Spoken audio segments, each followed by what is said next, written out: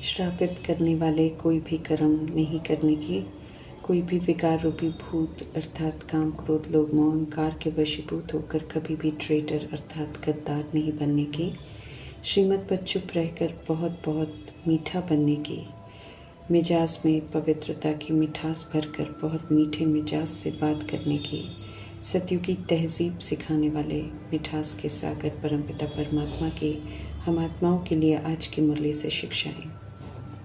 दे अभिमान के हठ के संस्कारों को न यूज कर मीठे परमात्मा हम आत्मा को संस्कारों को सरल बनाने की समझ देते हैं।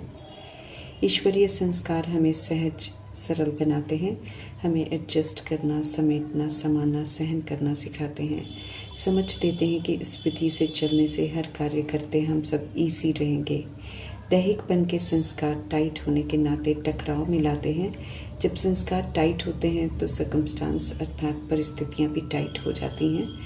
संबंध संपर्क वाले भी टाइट संस्कार देखकर टाइट व्यवहार ही करते हैं। खींचातान होती रहती है, मिक्स नहीं करते हैं, मोल्ड नहीं करते हैं, टकराव होता रहता है, अच्छे बुरे के प्रभाव में आते रहते हैं। ईश्वरीय संस्कार सरल हैं, हमें मोल्ड करना सिखाते हैं। विनम्र होकर संस्कारों के प्रभाव से मुक्त रहते हुए सभी के साथ संस्कार मिलाकर चलना सिखाते हैं। सरल संस्कार हो तो ड्रामा के हर दृश्य को प्रभाव मुक्त होकर देख सकते हैं। अच्छा बुरा जो भी ड्रामा में होता है उसके आकर्षण से परे रह सकते हैं। जो अच्छे बुरे कर्म के आकर्षण और प्रभाव से सदा मुक्त रहते हैं वे ही सदा हर्षित रह सकते हैं और हर्षित रहने के संस्कार धारण कर सकते हैं। मीठे वरदाता परमपिता परमात्मा का हर्षित मूर्त भव का वरदान प्राप्त कर सकते हैं। अच्छे बुरे के आकर्षण में आने वाले गुलाम हो जाते हैं। अच्छे बुरे के चिंतन में आकर मीठे परमात्मा को भूल जाते हैं। उनके भूलने से अच्छाई और बुराई का प्रभाव खुशियों को छीन लेता है। सरल संस्कार साक्षी होकर ड्रामा के हर दृश्य को देखते हुए प्रभाव मुक्त, लगाव मुक्त, दबाव मुक्त रहने में मददगार बनता है। सर्व प्राप्तियां कराने वाले परमात्मा के संग जो संगम युग का जीवन व्यतीत करते हैं वे प्राप्तियों से संपन्न बन जाते हैं और जो संपन्न बन जाते हैं वो इच्छाओं से मुक्त बन जाते हैं। उन्हें फिर विनाशी इच्छाओं की कोई चाहना ही नहीं रह जाती है। वे इच्छा मात्रम अविद्या बन जाते हैं। सर्व प्राप्तियां जो मीठे परमात्मा से होती हैं उन्हें यूज कर खुद को उनसे संपन्न बनाना है और आनंदित होते हुए सभी को आनंदित करना है। कलयुग तक पहुँचते उल्टे मार्ग पर चलते हुए मिजाज से हम सब बहुत कड़वे बन जाते हैं। देह अभिमान में देह अभिमान के रोग, काम क्रोध लोभ मोह अहंकार के वश होकर दुख देने का लेन देन करते हुए श्रापित करते हैं और होते आए हैं। मीठे परमात्मा अपना बनाकर अब हम आत्माओं को जीना कैसे है, व्यवहार में कैसे आना है सिखाते हैं। कड़वाहट के कारण देह अभिमान से मुक्त होकर अपने मिजाज को बहुत मीठा बनाने की समझ देते हैं ताकि हम सब आत्मा भाई भाई किसी को भी भूले चुके दुख न दे, किसी को भी बुरे वचन न कहें, न क्रोध करें, न किसी को डांटे, क्योंकि ये दुख देना कड़े हिसाब किताब बनाता है। कयामत के इस समय में अपने अकाउंट को सभी को सुख देकर क्लोज करना है।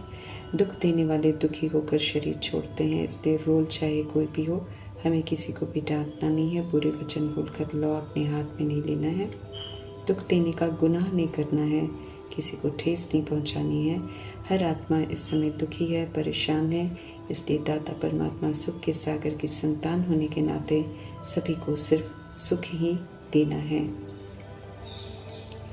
माया की ग्राहकी छोड़कर जब हम सत्य परमात्मा द्वारा दिखाए गए मार्ग पर चलते हैं तो माया पेपर बहुत लेती है।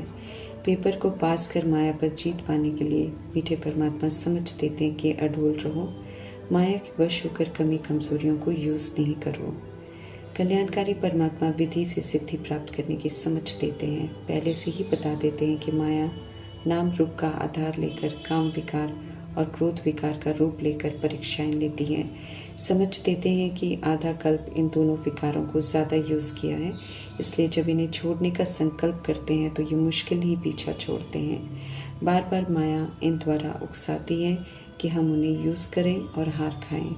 विकार के भूत यूज़ करते हैं तो खुद के स्वधर्म और स्वरूप से विस्मृत हो जाते हैं, असुर बन जाते हैं। मीठे परमात्मा ओरिजिनल अनादि आदि स्मृतियाँ दिलाकर आत्मा की जोत जगाते हैं, लेकिन माया अनेक प्रकार के तूफान लाकर दीपक को बुझाने की अर्थात बेसमझ बनाने की कोशिश करती है। ज्ञान मार्ग में पुराने तरीके से रिएक्ट और रिजेक्ट करने से परीक्षाओं में फेल हो जाते हैं। इसलिए सर्वशक्तिमान परमात्मा समझ देते हैं कि उनसे योग अर्थात कनेक्शन रखकर कैसी भी परीक्षा हो, अडोल रहकर उन्हें पास करो। शांत रहो, हर्षित रहो कि इस विधि से पास होकर आगे बढ़ते रहेंगे और परमात्मा के समीप आते जाएंगे। समझ देते हैं परमात्मा कि ज्ञान को प्रैक्टिकल में यूज़ कर उससे फुल होकर और एक्यूरेट योग लगाकर प्राप्त हुए योग के बल से ही माया की परीक्षाओं को पास कर सकते हैं। सर्वशक्तिमान परमात्मा साथ हैं। इस खुशी में रहकर विधि से सिद्धि प्राप्त करते हुए माया जीत का मेडल परमात्मा से प्राप्त करना है।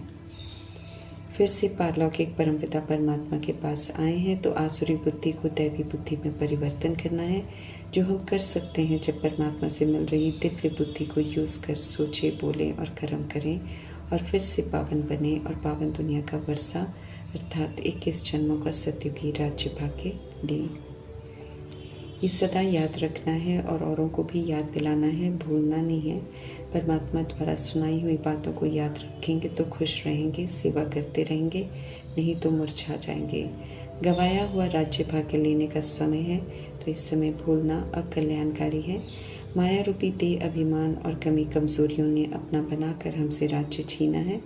अभी परमात्मा की श्रीमत पर चलकर फिर से राज्य भाग्य प्राप्त करना है।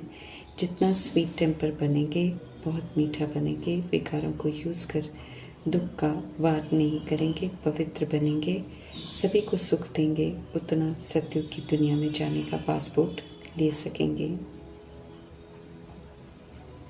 जब पतित पावन सत्य परमात्मा ड्रामा में प्रवेश करते हैं आत्माओं को सत्य से परिचित कराने, तब संगम युग कहलाता है। इस छोटे से 100 वर्ष के युग में पतित को पावन बनाने का उत्सव चलता है। मीठे परमात्मा कृष्ण की आत्मा के 84वें मर्जीवा शरीर का आधार लेकर पतित पावन का कर्तव्य करते हैं।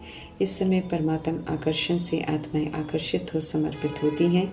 इस समय कृष्ण की आत्मा साधारण तन में ब्रह्मा के रोल में पाठ बजाते हैं।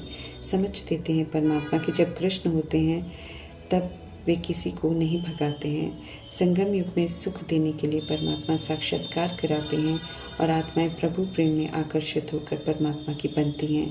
परमात्मा पवित्र रहने की प्रतिज्ञा करवाते हैं। पतित से पावन बनने के इस उत्सव का पवित्र रहकर सहयोग देना है और पूरा आनंद लेना है। कलयुग में आसुरी संप्रदाय हैं। आत्माएं देह अभिमान में आकर चरित्र से कंस, रावण, सुपनखा, दुर्योधन, दुशासन, धृतराष्ट्र, शकुनी इत्यादि बन जाती हैं। फरमान बरदार बनकर श्रीमत पर चलकर जब हम आसुरीपन को छोड़ सत्यता, दिव्यता और सभ्यता को यूज़ करते हैं, परमात्मा को राज़ी करते हैं, उनका दिल जीतते हैं, तब तक नशीन बनते हैं। जब हम फरमान नहीं मानते हैं, आज्ञाओं पर नहीं चलते हैं, तो दास दासी बनते हैं। मीठे परमात्मा समझ देते हैं कि सूर्यवंशी घराने का मर्तबा प्राप्त करने का पुरुषार्थ करना चाहिए। श्रेष्ठ बनना है तो शिव परमात्मा की श्रीमत और ब्रह्मा की प्रैक्टिकल जीवन की मत पर चल अच्छी धारणा करनी है। देह अभिमान और विकारों के कांटों से खुद को संपूर्ण मुक्त करना है। ज्ञान और योग की कृत से आत्मा रूपी ज्योत को जगा कर रखना है। तूफानों से डरना नहीं है। जैसे प्रजापिता ब्रह्मा ने तूफानों को अचल अडोल रहकर पार किया, ऐसे पार करना है। हम आत्माओं को भी परमात्मा समझ देते हैं कि तूफान गलत कर्म करने को उकसाएंगे, परंतु कर्मेंद्रियों से उन्हें करना नहीं तो पाप कर्म बन जाएगा। क्रोध को या अन्य विकार को यूज़ करने की कोई बात सुनाए तो एक कान से सुनकर दूसरे से निकाल लेने का अभ्यास नेचुरल बनाना है। समझना है अच्छी तरह से कि सुनने से फिर उसी प्रमाण क्रोध करने से ये क्रोध पूरा सत्यानाश कर देगा। समझ से विस्मृत कराकर परमात्मा की अवज्ञा करा देता है, इसमें फिर अपना ही नुकसान हो जाता है। तूफानों को सहन नहीं करने से गिर जाते हैं। ऑलमाइटी अथॉरिटी परमपिता परमात्मा समझाते हैं कि परीक्षाओं में तो बड़ा अडोल रहना है, अंगद मिसल बनने का सबूत देना है।